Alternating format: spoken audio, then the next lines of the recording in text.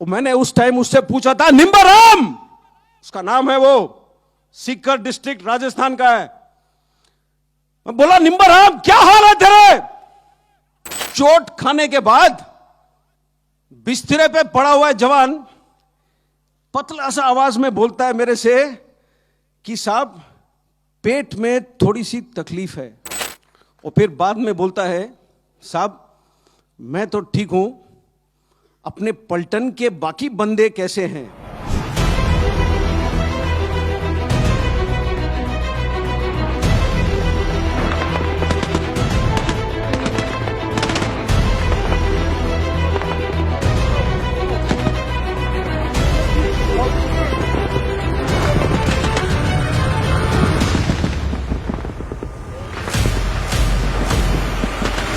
जब हमारा बंदा अस्पताल ले जाया गया हेलीकॉप्टर के अंदर, उसके पेट के अंदर के हिस्से, जो स्टमक है, जो इंटेस्टाइन है, वो पॉलिथीन बैग में साथ डाला गया। पॉलिथीन बैग में हेलीकॉप्टर के अंदर उसके साथ। तो उसको चोट इस प्रकार से आई, जो नर्स ने मुझे बयान किया था, मैं आपको बताता हूं, ये 2003 की बात है, 16 साल हो गए पूरे, 17 होने को आ रहे। उसने नर्स ने बोला कि साहब उसके जो लेफ्ट वाला फीमर है, जो फीमर होता है, जो थाई का सबसे बड़ा हड्डी होता है शरीर का, वो 2 जगह पर फ्रैगमेंट हो गया। फ्रैगमेंट का मतलब क्या है? जो पेंसिल है जब आप तोड़ते हो तो 2 हिस्सों में टूटता है।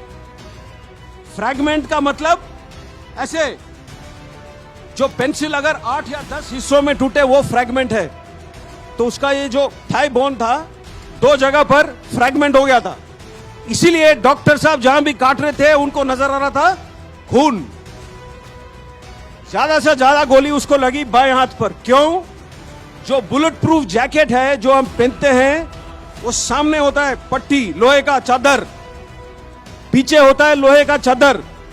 एक पतला चादर होता है पेट के लिए, एक पतला होता है गर्दन के लिए। ऊपर और साइड में खुला है। गोलियां लगे उसको साइड में। सबसे ज्यादा चोट उसको ऊपर आया छाती में। जब पैर में गोली लगा होगा तो वो गिरा है। अब पहाड़ी में 20 मीटर 25 मीटर कितना नीचे गिरा है वो तो कोई नहीं जानता है, लेकिन जब गिरा है तो उसका छाती किसी बड़े पत्थर के नुकीली चोट पर पड़ा है और यहां उसे चोट आई। तो जो लोहे का प्लेट है वो दबाता है जो फेफड़े, जो रिब्स है। तो उसके 5 रिब्स टूटे हुए थे, और 5 रिब जब टूटते हैं तो अंदर की तरफ टूटते हैं।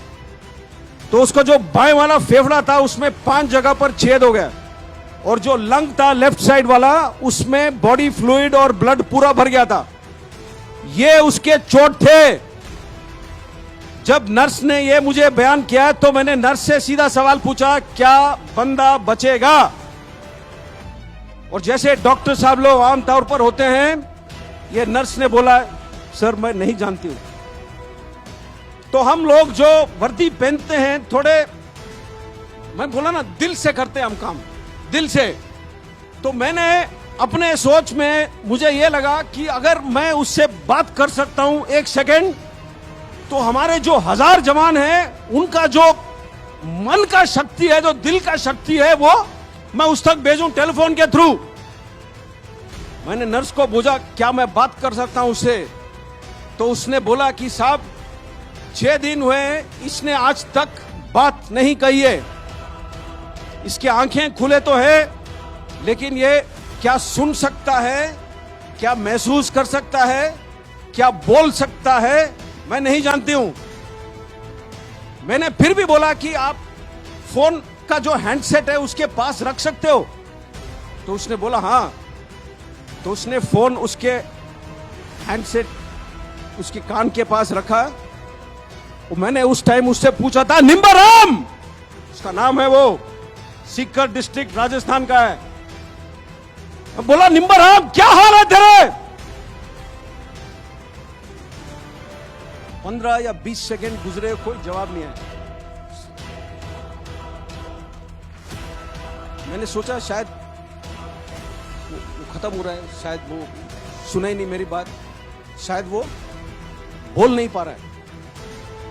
मैं फोन रखने वाला ही था अपनी तरफ से, क्यों उस टाइम तक मेरा दिल पूरा ही टूट चुका था। फोन मैं रखने वाला ही था, एक बिल्कुल पतली सी आवाज में जवाब आया। इतना चोट खाने के बाद बिस्तरे पे पड़ा हुआ है जवान पतला सा आवाज में बोलता है मेरे से कि साहब पेट में थोड़ी सी तकलीफ है, और फिर बाद में बोलता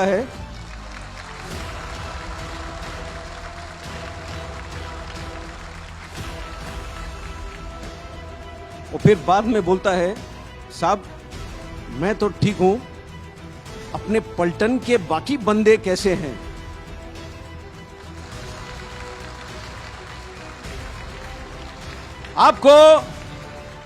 आपको कहानी सुनना है तो कहानी ऐसे सुनो, कहानी सुनाना है तो कहानी ऐसे सुनाओ।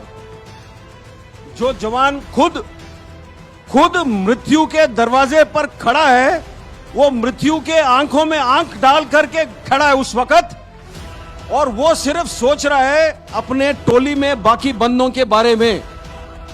ये होता है सेल्फलेसनेस।